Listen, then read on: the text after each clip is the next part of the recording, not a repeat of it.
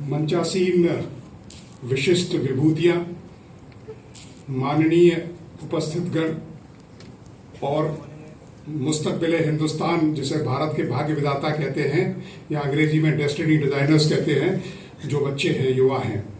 आज भारत का सबसे बड़ा सरमाया जो है वो आप है। आज देखिए यूरोप, अगर आप देखें, एक सदी थी जो यूरोप की थी वो ढल गई, एक सदी थी जो अमेरिका की थी जो ढलने जा रही है, और ये जो सदी है वो एशिया की सदी होगी जिसका इतिहास आप लोगों ने लिखना है। और वो इतने ओवरवेलमिंग तरीके से लिखा जाना चाहिए कि विश्व कंपेल हो जाए कि हाँ, हमें भारत का जो गौरव है हमने उसको वापस लाके खड़ा किया है। अगर आप देखें, अगर तारीख में जाएं, इतिहास में जाएं, अशोक जो इतना बड़ा सम्राट हुआ था उसके समय पूरे विश्व में 54% जो हमारी जीडीपी थी, हालांकि इस तरह के कैलकुलेशन उस समय नहीं थे, लेकिन भारत की जो भागीदारी थी वो 54% थी। उसके बाद जब मराठों से अंग्रेजों ने शासन लिया, और या 1700 में जाएं अगर आप, उस समय भी 28% हमारी भागीदारी थी विश्व में।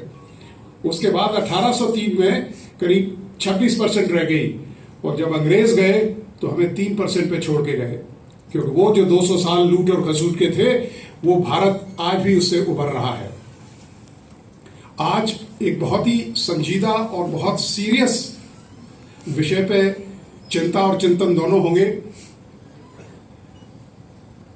माननीय दीनदयाल उपाध्याय जी, विश्व में हर शख्स उनको जानता है, उनकी सादगी, उनकी हम्बल बैकग्राउंड अगर आप देखें तो वो एक प्रेरणा का स्रोत होना चाहिए हमारे लिए। एक बड़े ही हम्बल परिवार में उनका जन्म हुआ। सीकर के महाराजा ने जब उनका मेधावी चरित्र देखा तो खुद उन्होंने 250 रुपए बतौर इनाम दिए और 10 रुपए का वजीफा उनको दिया कि जिससे उनकी पढ़ाई मुकम्मल हो सके। भारतीय जनसंघ के वो अध्यक्ष भी रहे, और उनका जो सपना था, क्योंकि देखिए जब हम बचपन में थे तो हमेशा यही कहते थे कि भारत गांव में बसता है, भारत एक ग्रामीण अर्थव्यवस्था है, और वो सही भी थी। तो उन्होंने जितनी योजनाएं दी, चाहे वो अंत्योदय हो, चाहे स्पर्श हो, और क्योंकि वो इसी अंचल में थे, इसी ब्रज की रज में उनका जन्म हुआ, और यहीं से उनको वो स्टेटस और स्टेचर मिला जो आज विश्व में एक धरोहर के रूप में माना जाता है। उनसे थोड़ा जुड़ाव मैं भी बात कर रहा था। मेरे एक रिश्तेदार हैं, मैं उनके पास एक बार बैठा था तो इनका जिक्र आया, तब उन्होंने मुझे बड़ी नायाब चिट्ठियां लिखाई जो उनके पिताजी और दीनदयाल जी के बीच में वो पत्र लेखन हुआ, और आज उसकी दोबारा मुझे याद आई और अहमियत उसकी मुझे नजर आई। तीसरी चीज जो मैं आपको बताना चाहता हूं कि देखिए, एक कॉम्प्रिहेंसिव नेशनल पावर के लिए 4 चीजों का और 4 स्तंभ बहुत जरूरी हैं। सबसे पहले एक स्टेबल गवर्नमेंट जो भारत के पास है। दूसरी चीज, a good economic health. Bharat आज 5वीं अर्थव्यवस्था है, 2 अर्थव्यवस्थाओं के बिल्कुल निकट में खड़ा हुआ है। 3.7 ट्रिलियन इकोनॉमी है। भारत में पैसे की कमी नहीं है। भारत में इंडिविजुअल वेल्थ 8 ट्रिलियन की है। हमें जो करना है कि उस 8 ट्रिलियन को कैसे चैनलाइज किया जाए तो हम दूसरे या तीसरे स्थान पे यकीनन आके खड़े हो जाएंगे। और तीसरी चीज होती है ह्यूमन कैपिटल।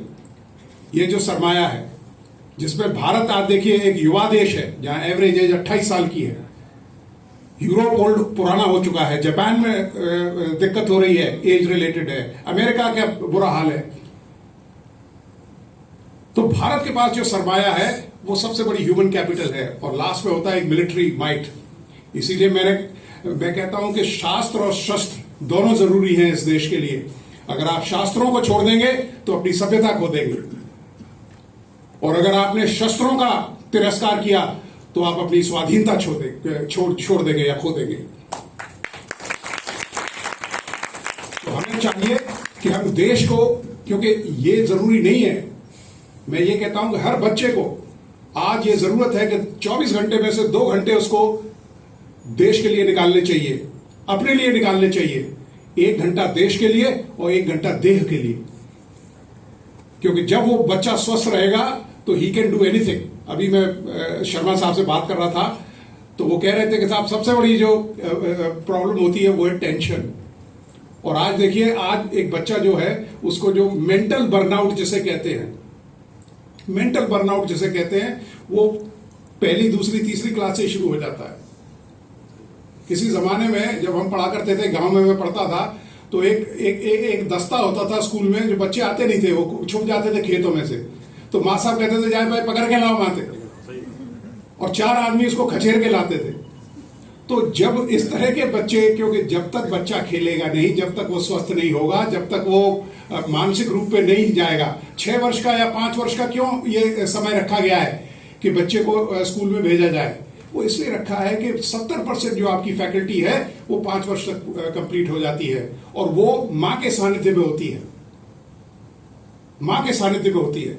तो जो सबसे बड़ा टीचर जो आपका होता है वो माँ होता है। और आज देखिए विश्व में भारत का डंका बज रहा है, तो वो एक अच्छी रणनीति, अच्छी राजनीति और अच्छी कूटनीति की वजह से है। तो मैं ये चाहूंगा, ज्यादा समय नहीं लूंगा, क्योंकि और भी यहाँ इतने बढ़िया बढ़िया शिक्षाविद और हस्तियां हैं कि जिनको सुन के आप लाभान्वित होंगे, और यकीनन आपकी जो पर्सनालिटी है, शख्सियत है, वो इंप्रूव होगा। एक शायर ने बड़ा अच्छा कहा था कि कोई चांद लाकर नहीं देगा, कोई चांद लाकर नहीं देगा, अपने चेहरे को जगमगाया कर। शास्त्रों में एक चीज और भी कही है, धीरज धर्म मित्र और